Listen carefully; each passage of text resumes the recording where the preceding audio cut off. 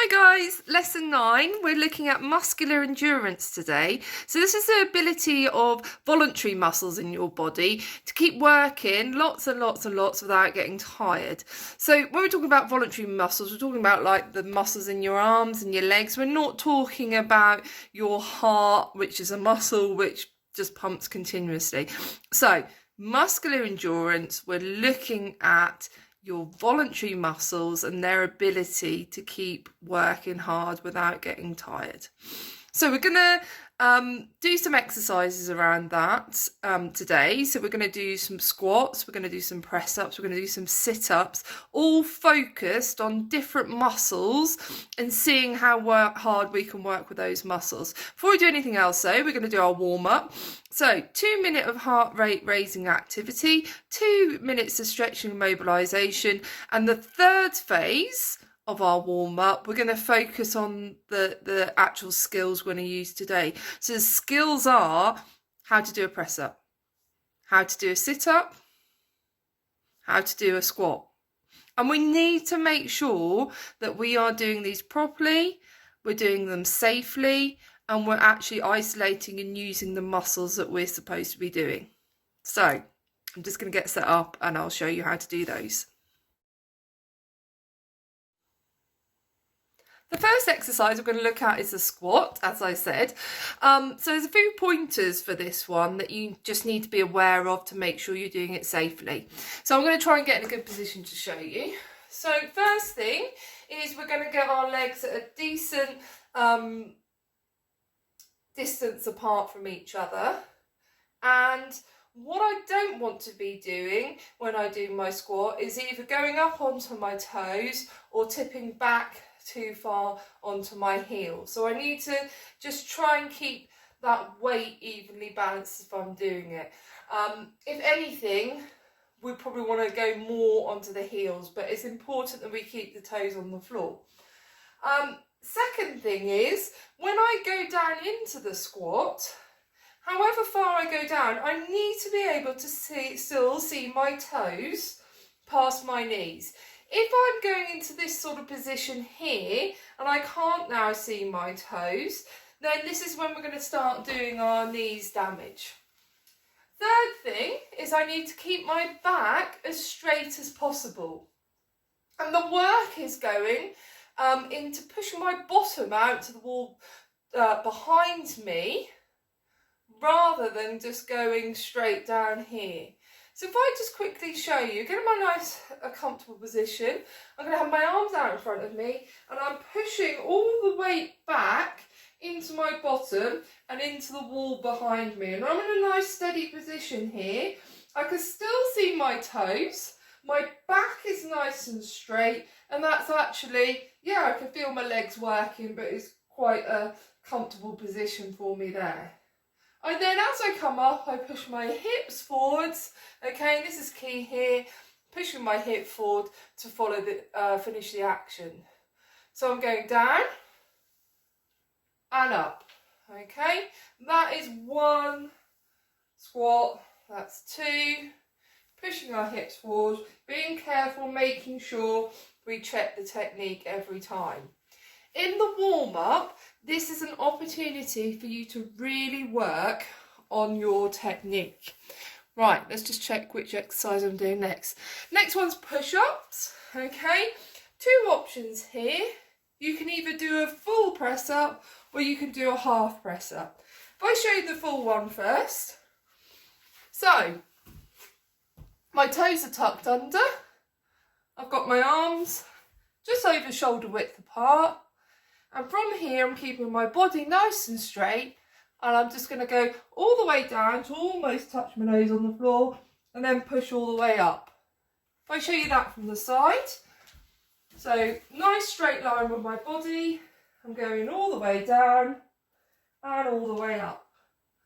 Careful not to headbutt the floor. If you lose that tension in your arm, you might end up face flatting the floor.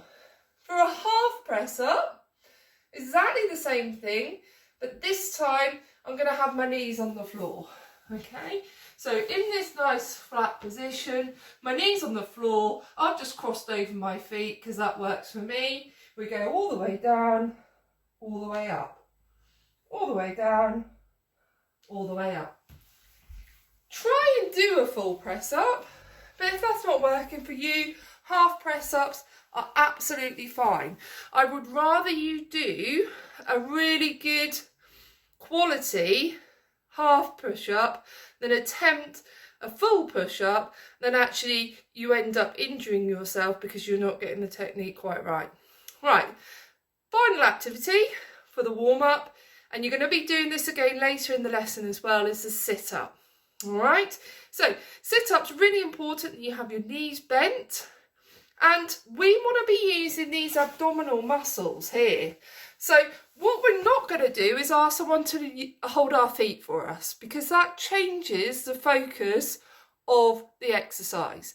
If I ask someone to use my feet, I'm automatically then going to start using my legs, my bottom, okay, and other muscles in trying to get up.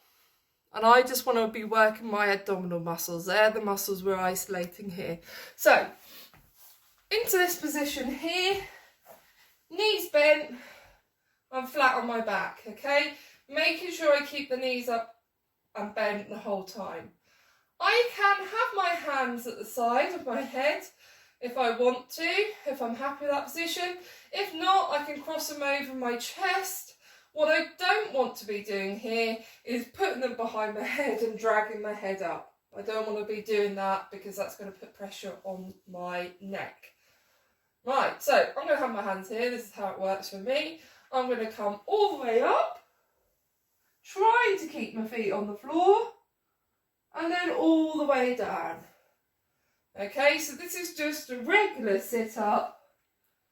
We're not doing crunches. Regular sit-up, all the way up, all the way down. So on the worksheet, I have said to do that for 2 minutes, okay? So you're going to do the first exercise, squat. You're going to do 5 of them. You're then going to move on to 5 push-ups and then 5 sit-ups. Then you'll start again. 5 squats, 5 push-ups, 5 sit-ups. And you'll keep repeating that cycle for 2 minutes. Remember, in this warm-up stage, focus on your technique. So we're not looking for speed, okay? We're not looking for how many you can do in that time. Just focus on getting your technique right. See you in a bit. Fitness section. So you are going to challenge yourself today to see how many of those exercises you can do in 2 minutes. So set a time for 2 minutes. The first one you're going to do is squats, and remember, we're looking for good quality squats. However, this time round you're going to keep going for 2 minutes, and you're going to just take a quick note of how many you managed to do in that 2 minutes. Then you're going to have a little rest. You're going to need it. And you're going to repeat the process with push-ups, and you can either do full push-ups or half push-ups, or if you want to start doing your full push-ups and then you're thinking, actually, that's a bit too difficult, my form is going a bit wrong, then move on to your half press-ups. Just keep going for the 2 minutes if you can. And then the final one is 2 minutes of sit-ups. Again, focus on your technique, make sure you're coming all the way up, but try and do as many as you can in that set time. Take a note of each one. There's a bit in the worksheet where I've asked you to write down your scores. I'll be interested to know them. If you don't make it to the 2 minutes, just write how many you achieved in the time you did. So for example, if you did a minute and you got 10 sit-ups, that's absolutely fine. I'm just wondering, and I'm interested to hear where you are with that. So make sure you fill in that bit. Remember to breathe. I know that sounds really silly, but those working muscles are going to really need that oxygen going in there to keep them working well. Sometimes you can get carried away with an activity and actually forget to do some proper deep breaths. So remember to do that during that activity. Right, little bit of skills here. I've sneaked this little bit in there just for something a bit different. We're going to do a standing long jump competition. So it can be a competition against yourself. It can be a competition against other people in your house. But what we're looking at is a technique of jumping. And, you know, it's a little bit like our summer athletics lessons that we do, but on a much smaller scale. So what you're going to need for this is just a few items just to use as markers. So I've got some coasters here, so I'm going to use them. Let's get a couple of them. So I only need 2 because I'm on my own today.